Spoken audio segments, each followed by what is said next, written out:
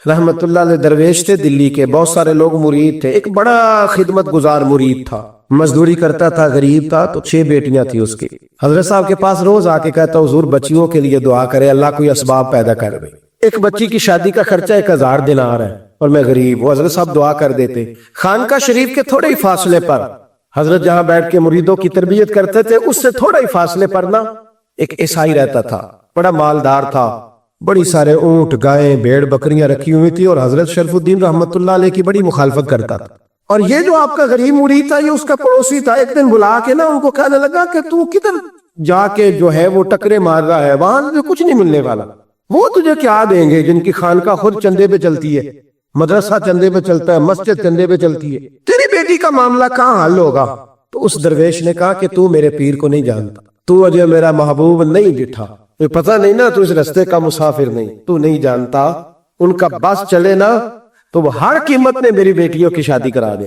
اب وہ عیسائی تھا، کہنے لگا اچھا چلو ٹھیک ہے، اگر اتنی بات ہے نا تو جاؤ ان سے جا کے کہہ دو کہ 6 سال کے لیے میرے ساتھ معاہدہ کرنے، وہ میرے جانوروں کو چارہ ڈال دیا کرے، 6 سال ڈیوٹی کرے، میں 6000 دینار دے دیتا۔ وہ میرے ساتھ 6 سال میرے جانوروں کو چارہ ڈالے، رکھتے ہیں نا اب چارہ ڈالنے کے لیے ایڈوانس پیسے دے کے، اب تو لوگ انہیں بھی غلام ہی بنا لیتے ہیں، بڑی تھوڑی تنخواہ دیتے ہیں، ظلم کرتے ہیں، پورا معاوضہ نہیں دیتے۔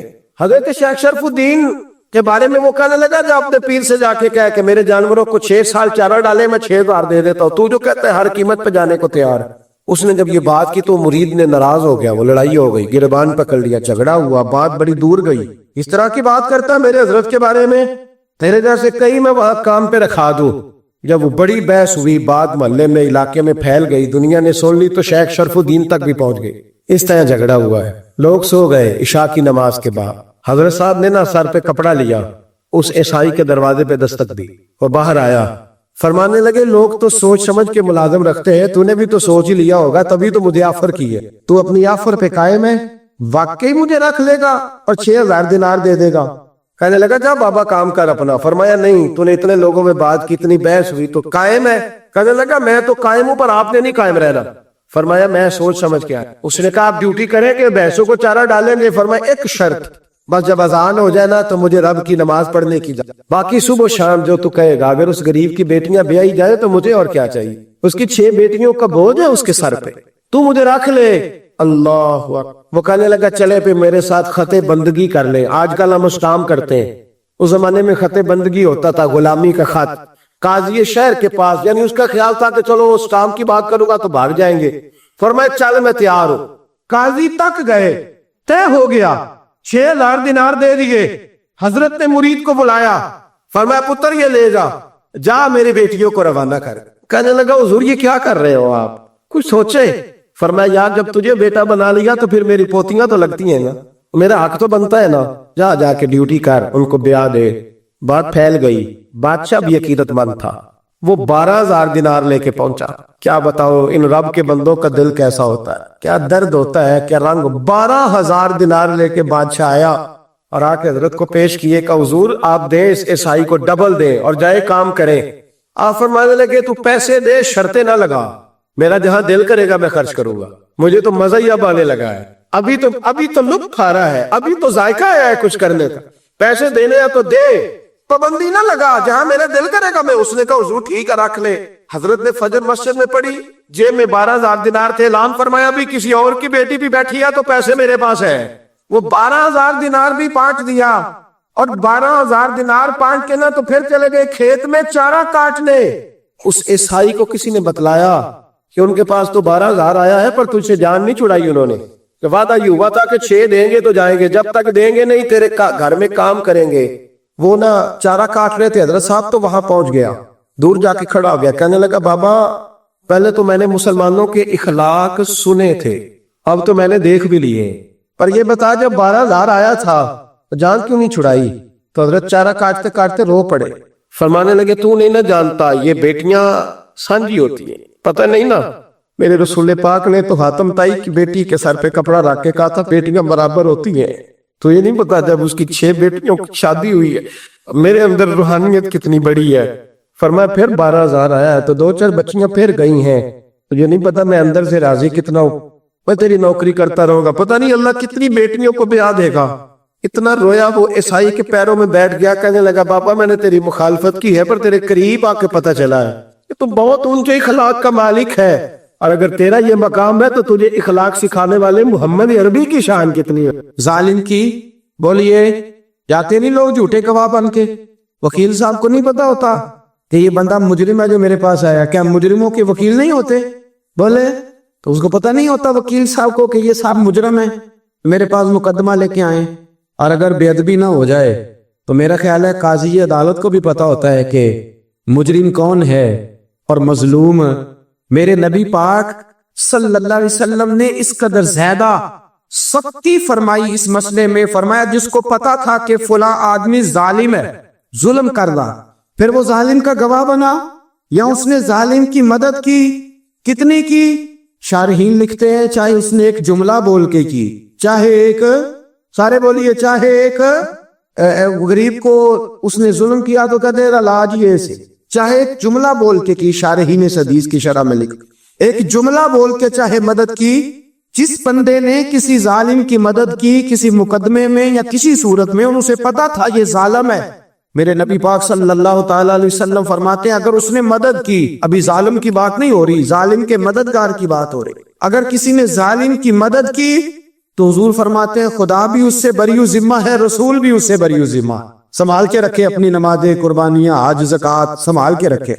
اگر ظالموں کا مددگار ہے, الیکشن آ لینے دے, آپ کو نظر آ جائے گا کون کون ظالموں کا مددگار, نظر آ جائے گا. اپنی جیب سے لوگ پیسے دے کے ظالموں کی مدد کریں گے, ان کے فلیکس چھپوائیں گے, بورڈ لگوائیں گے, جیبوں سے پیسے دے کے. ہم نے خود آگ لگائی ہے چمن میں اپنے, بے سبب گردشی ایام کو الزام نہ دو, ہم نے خود نور کا ظلمت سے کیا ہے سودا, کر کے توہین سحر شام کو الزام نہ دو. ظالموں کے مددگار میدان میں آ گئے, یہ چھوٹا لفظ نہیں. میرے حبیب پاک صلی اللہ علیہ وسلم نے فرمایا جو ظالم کا مددگار ہے سن لے جو سجن کے ساتھ کچہری جاتا ہے, وہ یاد رکھے جو دوست کا گواہ بنتا ہے, وہ یاد رکھے جو کہتا ہے میں مانگی گیا تھا, مجھے بلایا گیا تھا قبضہ چھڑانے کے لیے کسی غریب بیوہ کی جائیداد پہ, کب وہ سن لے تو مدد کر کے نہیں آیا, تو خدا کے ذمے سے نکل گیا.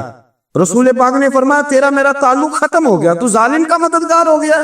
پھر تو کہتا میں بے چین ہوں, میں بے قرار ہوں, میں آزمائش کا شکار ہوں. پلٹ کے دیکھ تو صحیح تیرا گناہ کتنا بڑا ہے. میرے نبی پاک صلی اللہ علیہ وسلم کا ایک اور فرمان سن لیں, ابن ماجہ ابو داؤد میں موجود ہے. اس حدیث کو آپ نے یاد کر لینا, کر لیں گے انشاءاللہ, سارے کہیے انشاءاللہ کر لیں گے یاد. حضور صلی اللہ علیہ وسلم نے فرمایا اگر تو ظالم کی مدد کرے گا نا, کہ لفظ دل کی تختی پہ لکھ لینا, یہ مکافات عمل ہے, مکافات عمل دنیا, ادھر کرو گے تو ادھر بھرو گے.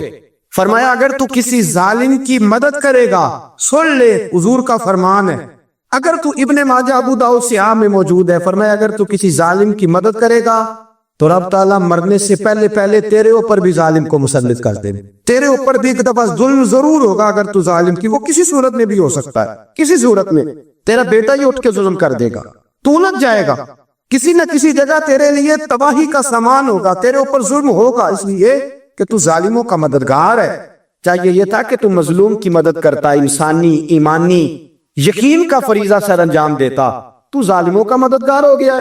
ٹٹول کے دیکھ لیں, رزلٹ نکال کے دیکھ لیں, ہمارے زمانے میں ظالموں کے مددگار زیادہ ہے. اتنی لمبی زبانیں نکال کے ظالموں کی مدد کرتے, بڑے بڑے کالم نویس اللہ دے انہیں قدرت دی لکھنے کی, تو اپنا قلم ظالموں کی مدد میں خرچ کرتے.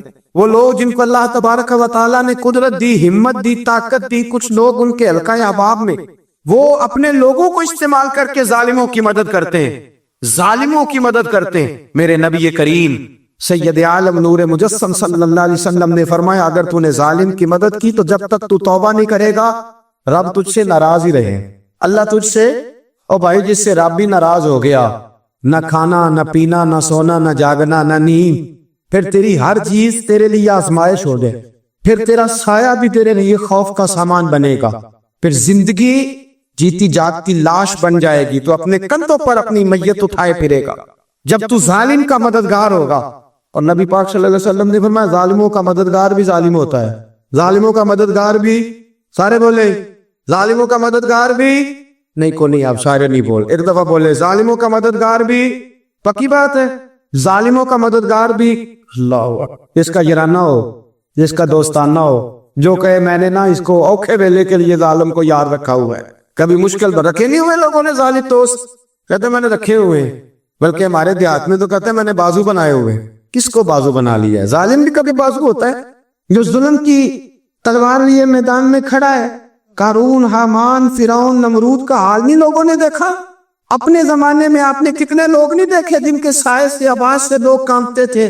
پھر پولیس کی گاڑیوں میں وہ اس طرح مردہ پڑے کہ دنیا نے تماشا دیکھا ان کا.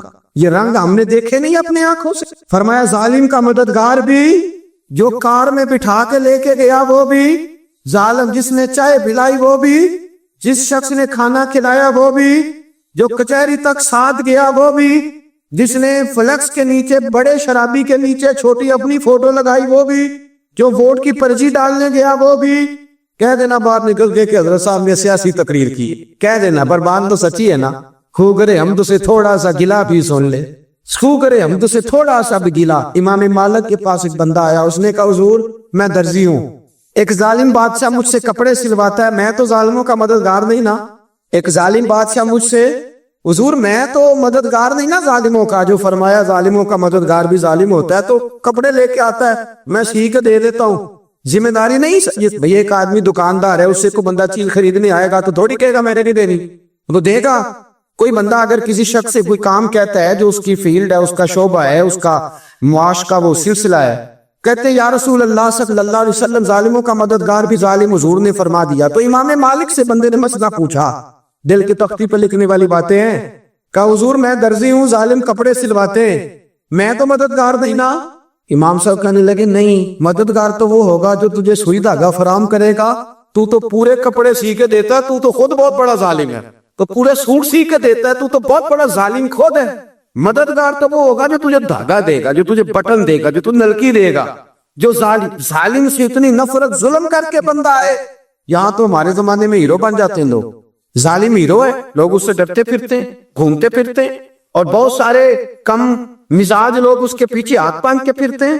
ظالموں کی مدد کرنا، ظالموں کے ساتھ رہنا، یہ ظلم ہے، ظلم، یہ زیادتی ہے. میرے نبی پاک صلی اللہ تعالی علیہ وآلہ وسلم نے ارشاد فرمایا، یاد رکھو رب فرماتا ہے میں مظلوم کی مدد ضرور کروں گا، چاہے جلدی کروں چاہے دیر سے کروں، میں مظلوم کی مدد. اور حضور صلی اللہ علیہ وسلم نے فرمایا ہے، حضرت معاذ بن جبل کہتے ہیں حضور نے مجھے یمن کا گورنر بنایا. جب میں جانے لگا نا تو حضور نے بڑی نصیحتیں کی، بخاری میں موجود ہے. فرماتے ہیں جب میں پلٹنے لگا تو میرے رسول نے فرمایا معاذ ایک منٹ ٹھہر جا، ایک بات میری یاد رکھنا، اس کو نہ بھولنا. کہ حضور کیا؟ فرمایا دیکھنا کسی پہ ظلم نہ کر بیٹھنا، کہیں تجھ سے زیادتی نہ ہو جائے. محبوبہ پھر حضور نے فرمایا سن میرے معاذ، میں تجھے گورنر بنا رہا ہوں، زیادتی نہ کر بیٹھنا. یا رسول اللہ صلی اللہ علیہ وسلم کیا ہوتا ہے؟ تو میرے کریم نے فرمایا جب مظلوم دعا کے لیے ہاتھ اٹھاتا ہے تو عرش کا مالک کہتا ہے فرشتوں پیچھے ہٹ جاؤ. عرش کا مالک کہتا ہے فرشتوں پیچھے ہٹ جاؤ.